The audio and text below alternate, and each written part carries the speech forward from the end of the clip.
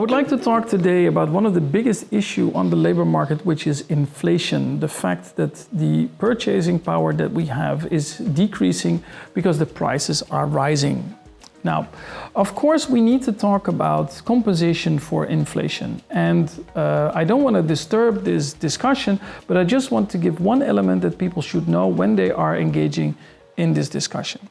Let's assume we have two employees. There's one employee who makes $10,000 a year, and there's another employee who makes $100,000 a year, and the inflation is 10%.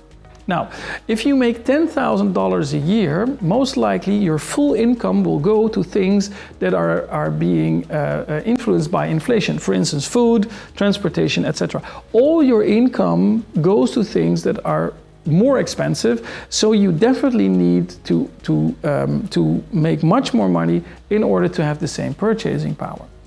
But if we have a person that has €100,000, that's not necessarily the case, because a part of this income will also go to food and transportation and all these things that became so incredibly expensive, but also this person will probably save some money, and if you save money and you put it in your bank account, it's not necessarily influenced by the inflation directly.